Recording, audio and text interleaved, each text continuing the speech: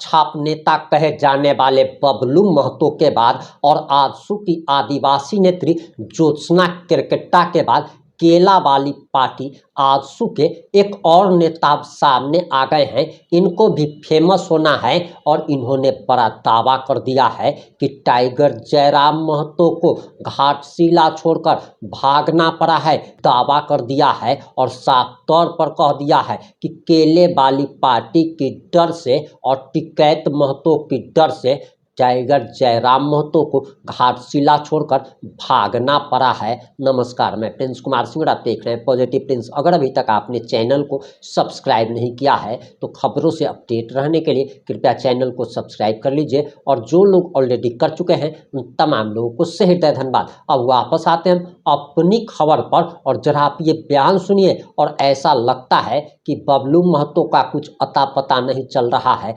ज्योत्सना केरकेट्टा का इसको भी फेमस होना है, लेकिन फेमस होने के बावजूद भी ये कहीं पर बाद में दिखने वाला नहीं है। सबसे पहले आप जरा ये बयान सुनिए कि मेरा जैसा अगर शख्स रहता तो चुल्लू भर पानी में जाके डूब मरता। जो आदमी पूरे 3 साल तक बाहरी भाषा नहीं चलेगा, महाराष्ट्र महाराष्ट्रियों का है, गुजरात गुजरातियों का है, बिहार बिहारियों का है, वो आदमी आज थूक के चाटने के लिए बिहार चला गया, तो वैसे आदमी को तो ढकनी पानी लेके डूब के मर जाना चाहिए। सीएम का सुप्रीमो का एक ही आचरण रहा है कि हम दमदार इसलिए बनते हैं क्योंकि अगला जो कैंडिडेट है उसका हम वोट काटने का काम करेंगे, हम सरकार के लिए काम करेंगे। सरकार चुनाव जीते इसके सपोर्ट के लिए हम चुनावी मैदान में उतरते हैं। सारे आज तक विधायक बने, चाहे शिवा महतो हो, चाहे जगन्नाथ महतो हो, चाहे लालचंद महतो हो, सब लोग 3-3 बार 4-4 बार विधायक बने हैं। लेकिन उन तीनों में से अब ऐसा लगता है कि डुमरी का सबसे आखिरी गोबर गणेश विधायक हम लोग को इस बार चुनाव जीत गया। लेकिन मैं ये दावे के साथ कहता हूँ कि जयराम महतो को जो आचरण और जो आदत है ना, एक दिन ऐसा वीडियो वायरल हो जाएगा कि वो मुंह दिखाने के लायक नहीं रहेगा।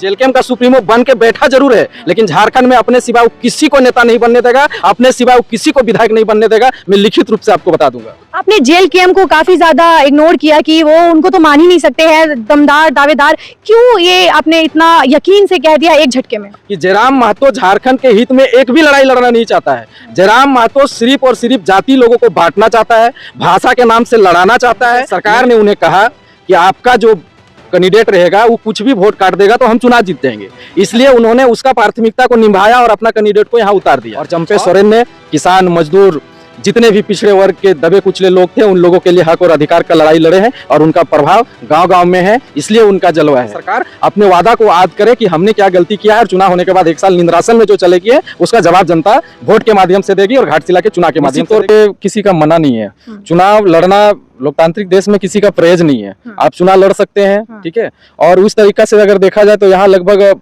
1 दर्जन से अधिक लोग उम्मीदवार बने हुए हैं, तो आप 1 दर्जन के लोगों को साथ मुकाबला 2 कैंडिडेट के साथ नहीं कर सकते हैं। यहाँ मुख्य रूप से 2 ही लोगों के बीच में टक्कर है, एक बाबूलाल सोरेन जी जो एनडीए के प्रत्याशी हैं, दूसरा इंडिया गठबंधन के जो प्रत्याशी हैं, सरकार यानी कि सरकार के जो प्रत्याशी हैं। यही 2 प्रत्याशी के बीच में कड़ी टक्कर होगा और यही प्रत्याशियों के बीच में टक्कर चल भी रहा है और जनता घाटशिला के जनता तैयार भी है। ये दोनों प्रत्याशी का जीत में अंतर जो होगा वो घाटशिला की जनता तय करेगी, लेकिन हमें पूर्ण विश्वास है। हम लोगों ने आज पूरे क्षेत्र घूमा, 12 से 15 पंचायत आज हम लोगों ने घूमा है। निश्चित तौर पर यहाँ चंपे सोरेन का जलवा है और उस जलवा का बदले में जनता चंपे सोरेन के पुत्र बाबूलाल सोरेन जी को विजय बनाने का काम करेंगे और घाटशिला से बाबूलाल जी विधायक बनेंगे।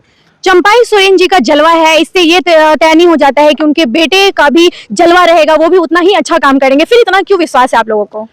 देखिए, जिस प्रकार से चंपे सोरेन जी में गुण है, कहीं ना कहीं उनके पुत्र होने के नाते उनके पुत्र बाबूलाल सोरेन में भी वो गुण है और जनता ये देख रही है कि बाबूलाल सोरेन एनडीए के प्रत्याशी हैं और एनडीए के प्रत्याशी को इसलिए जिताना चाह रहे हैं ताकि ये झारखंड सरकार जो गहरी नींद में सो जाता है, चुनाव जब आता है तो तरह तरह का प्रलोभन देता है, तरह तरह के लोगों को वादा करता है और वादा भूल जाता है और उस वादा खिलाफी के खिलाफ जनता इस बार बाबूलाल जी को विधायक बनाएगा ताकि सरकार अपने वादा को याद करे कि हमने क्या गलती किया है और चुनाव होने के बाद 1 साल निंद्रासन में जो चलेगी है उसका जवाब जनता वोट के माध्यम से देगी और घाटशिला के चुनाव के माध्यम से देगी। इसलिए हम कह रहे हैं कि बाबूलाल सोरेन जी विधायक बनेंगे। दादा, एक और सवाल रहेगा कि आपने जलवा की बात की तो हम जानना चाहेंगे किस प्रकार का जलवा है चंपाई सोरेन जी का यहाँ पे? चंपे सोरेन कोल्हान के लिए एक मसीहा है। चंपे सोरेन गरीबों का, किसान का, मजदूरों का मसीहा के रूप में अपने कोल्हान क्षेत्र में काम किए हैं। हमेशा दबे कुचले लोगों को जो शोषण करते थे बाहरी तत्व के लोग, उस शोषण के खिलाफ हमेशा चंपे सोरेन लड़े हैं और चंपे सोरेन ने किसान, मजदूर जितने भी पिछड़े वर्ग के दबे कुचले लोग थे उन लोगों के लिए हक और अधिकार का लड़ाई लड़े हैं और उनका प्रभाव गांव-गांव में है, इसलिए उनका जलवा है। लेकिन इंडिया से सोमेश सोरेन जी भी खड़े हैं, जो कि वो भी काफी जो है चुनावी दौर में काफी अपना जो है जलवा दिखा रहे हैं, दावेदार उनका भी काफी मजबूत है। क्या लगता है, क्या उन पे वोट नहीं जाएगा? नहीं, वोट जाएगा, लेकिन ये सरकार का जो रवैया है, सरकार का जो नीति और नियम है, सरकार का जो झारखंड वासियों के साथ वादा खिलाफी है, वो वादा खिलाफी का ही परिणाम होगा कि रामदास सोरेन जी के पुत्र चुनाव हार रहे हैं, एकदम हार रहे हैं। आपने जेल केएम को काफी ज्यादा इग्नोर किया कि वो उनको तो मान ही नहीं सकते हैं, दमदार दावेदार, क्यों ये आपने इतना यकीन से कह दिया एक झटके में? देखिए, इसलिए यकीन से कह दिए हैं कि उसका शुरू से आचरण ये रहा है, पूरे झारखंड प्रदेश में जेल केम और जेल केम का सुप्रीमो का एक ही आचरण रहा है कि हम दमदार इसलिए बनते हैं क्योंकि अगला जो कैंडिडेट है उसका हम वोट काटने का काम करेंगे, हम सरकार के लिए काम करेंगे, सरकार चुनाव जीते इसके सपोर्ट के लिए हम चुनावी मैदान में उतरते हैं, इसलिए हम जेल केम को नकार रहे हैं। वोट काटने का काम करेंगे तो क्या वोट काट पाएंगे एनडी और इंडिया का? जी नहीं, वो जितना पिछले बार उसका वोट आया था 2024 के इलेक्शन में, उससे भी आंकड़ा उसका नीचा रहेगा, उससे ज्यादा पार होने वाला नहीं है। एक और चीज रहेगा, जेल केएम से जयराम महतो जी, उनका यहाँ पर रहना ज्यादा जरूरी था। अब उनके खुद के प्रत्याशी जो है चुनावी दौर में खड़े हुए हैं, लेकिन वो बिहार जाकर जो है अपना प्रचार प्रसार कर रहे हैं। क्यों ऐसा कर रहे हैं, जबकि एक टाइम पे उन्होंने बिहार को गाली गलौज करके बिहार और झारखंड के बीच में जो है काफी गैप जो है पैदा करी हुई थी? देखिए, मैंने कहा कि उसका आचरण शुरू से ऐसा ही रहा है और निश्चित तौर पे मैं ये दावे के साथ कहता हूँ, नॉमिनेशन अपने उम्मीदवार को घाटशिला में इसलिए करा दिए हैं क्योंकि वो सरकार के चेला हैं, सरकार के इशारे पे चलते हैं। ठीक है, सरकार ने उन्हें कहा कि आपका जो कैंडिडेट रहेगा वो कुछ भी वोट काट देगा तो हम चुनाव जीत जाएंगे, इसलिए उन्होंने उसका प्राथमिकता को निभाया और अपना कैंडिडेट को यहाँ उतार दिया और वो चले गए बिहार। ठीक है, और ये चीज मैं आप सबको बता देना चाहता हूं कि जयराम महतो झारखंड के हित में एक भी लड़ाई लड़ना नहीं चाहता है। जयराम महतो सिर्फ और सिर्फ जाति लोगों को बांटना चाहता है, भाषा के नाम से लड़ाना चाहता है। नहीं तो मैं तो दावे के साथ कहता हूं कि मेरा जैसा अगर शख्स रहता तो चुल्लू भर पानी में जाके डूब मरता। जो आदमी पूरे 3 साल तक बाहरी भाषा नहीं चलेगा, महाराष्ट्र मराठियों का है, गुजरात गुजरातियों का है, बिहार बिहारियों का है, वो आदमी आज थूक के चाटने के लिए बिहार चला गया, तो ऐसे आदमी को तो ढकनी पानी लेके डूब के मर जाना चाहिए था, उसको तो वहां जाना ही नहीं चाहिए था। तो ये सवाल उसके लिए बोलना और नहीं बोलना बेकार की बात है। वो सिर्फ और सिर्फ यही चाहता है। मैं ये भी कह देना चाहता हूँ, वो जेल केम का सुप्रीमो बन के बैठा जरूर है, लेकिन झारखंड में अपने सिवा किसी को नेता नहीं बनने देगा, अपने सिवा किसी को विधायक नहीं बनने देगा। मैं लिखित रूप से आपको बता दूंगा। तो क्या कारण था कि वो सीधा बिहार ही चले गए? कोई कारण होगा ना?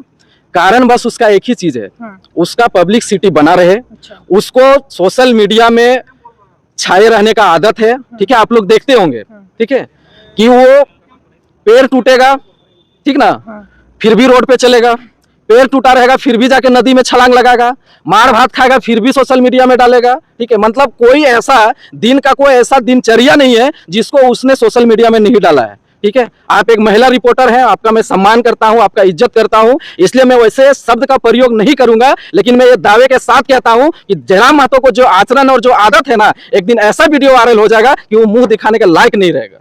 जयराम महतो जी और सुदेश महतो जी एक दूसरे के खिलाफ हमेशा रहे, लेकिन अभी हाल ही में जो कुर्मी और ये आदिवासी का जो केस चल रहा था उसमें वो एक ही स्टेज को साझा कर रहे थे, मतलब वो एक ही तरफ से बोलने लग गए थे। क्या लगता है, ये अब उनकी कोई नई राजनीति थी या फिर बस एक नॉर्मल सी बात होगी वो? जी नहीं, आपने सुदेश महतो का बात किया है। सुदेश महतो झारखंड राज्य का सबसे संवेदनशील नेता है। ठीक है, उनको आज तक 2000 से हम लोग जान रहे हैं, जब से वो विधायक बने, और अभी तक आज तक हम लोगों ने उनके साथ बहुत ऐसे मंच साझा किए, बहुत ऐसे चुनाव प्रचार में किए, बहुत ऐसे पार्टी के कार्यक्रम में किए।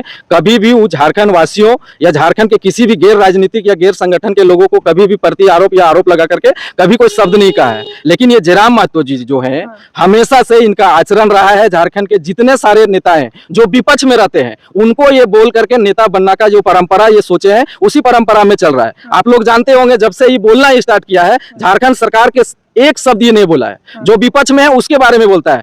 आदमी लड़ाई सरकार से लड़ता है। हमको अगर कोई मांग है, हमारा कोई मजबूरी है, हम अपने क्षेत्र के लिए आंदोलन करेंगे तो निश्चित तौर पे सरकार के खिलाफ आंदोलन करेंगे। जो विपक्ष में बैठा रहेगा उसके खिलाफ तो आंदोलन नहीं करेंगे। तो जयराम महतो ने ये सोच लिया है कि जिसका मेरा विपक्ष रहेगा उसके खिलाफ हम बोलेंगे, उस जगह पे हमको लोग आगे भेज देंगे। इसको सरकार के खिलाफ में बोलने का दम नहीं है, इसको सरकार के खिलाफ में बोलने का कोई कैपेसिटी नहीं है। डुमरी में कहा जा रहा है कि विकास का जो है गंगा बह रहा है, क्या लगता है आपको? डुमरी में विकास का गंगा तो छोड़ दीजिए, डुमरी में पहले पशु पंछी जो रहता था जंगल में ना, वो भी जंगल में रहना छोड़ दिया है जब से ये आदमी विधायक बना है। अच्छा। पहले तो चिड़िया रहता था, जितने सारे जानवर जंगल में रहते थे, जब से ये आदमी विधायक तो बना है, डुमरी में चिड़िया से लेकर जानवर से खरगोश लोमड़ी जितना है सब रहना छोड़ दिया है। ऐसा बोका आदमी विधायक बन गया है। डुमरी में ऐसा लगता है कि जितने सारे आज तक विधायक बने, चाहे शिवा महतो हो, चाहे जगन्नाथ महतो हो, चाहे लालचंद महतो हो, सब लोग 3-3 बार 4-4 बार विधायक बने हैं, लेकिन उन तीनों में से अब ऐसा लगता है कि डुमरी का सबसे आखिरी गोबर गणेश विधायक हम लोग को इस बार चुनाव जीत गया है। डुमरी में कोई विकास की गंगा नहीं बह रहा है। विकास की गंगा बहता था जब समय था तब, अभी पूरा विकास ठप है। 12 महीना हो चुका है चुनाव में, 12 दूना 24 को शिलान्यास नहीं हुआ है। अगर 2-4 को हुआ भी है तो पूर्व के जो प्रतिनिधि थे उसके द्वारा अनुशंसा किया गया योजना को शिलान्यास कर रहा है और भांजा रहा है कि हम ही कर दिए। हम तो बताएं उसको, एक दिन हमारे क्षेत्र में शिलान्यास करने गया था, हम बताएं उसको कि तुम योजना अगर शिलान्यास करने आए हो तो योजना का शिलान्यास विधायक करेगा, उसका अनुशंसा पहले होता है, स्वीकृति होगा तब ना आप शिलान्यास कीजिएगा। इसके पास कोई पेपरे नहीं है। जो पूर्व के प्रतिनिधि थे उनके द्वारा योजना जो चढ़ाया गया था उसका शिलान्यास कर ले चल रहा है। अभी डुमरी की जनता त्राहीमाम है। जैसे एक होता है ना, लंका में जिस बार बजरंगबली जब पूंछ में आग लगा के पूरा लंका जला दिया था ना, उस समय लंका के लोग किस तरह से हाहाकार कर रहे थे, उसी प्रकार के डुमरी के जनता हाहाकार कर रहे हैं। कुछ चुनिंदे लोग हैं जो उसका कठपुतली बन करके उसका चंदा चपाटी से घर और दाल चावल चला रहा है, उसी से उसका जिंदाबाद कर रहा है। बाकी जनता त्राहीमाम कर रहा है। घाटशिला के आप गांव गए, क्या माहौल था गांव में? जो लोग थे उनका क्या राय विचार था चुनावी माहौल को लेकर, चुनावी दौर को लेकर? घाटशिला के जिस गांव में हम लोग गए, जितने सारे में गांव में गए हम लोग, सब जगह पे एक ही नारा है, एनडीए जिंदाबाद, नरेंद्र मोदी जिंदाबाद, बाबूलाल सोरेन जिंदाबाद, चंपे सोरेन जिंदाबाद, बाबूलाल मरंडी जिंदाबाद, सुदेश महतो जिंदाबाद। और ये वोट एनडीए को देख करके बाबूलाल सोरेन जी को देख रहे हैं। बाबूलाल सोरेन जी भी एक संघर्षशील नेता है, एक मजबूत नेता है, युवा नेता है, कर्मठ नेता है। इसके वजह से बाबूलाल सोरेन जी को लोग इस बार वोट करना चाह रहे हैं। चलो, आपकी क्या प्रतिक्रिया है? अपनी प्रतिक्रिया जरूर दीजिएगा। जुड़े रहें हमारे साथ। जय हिंद, जय भारत।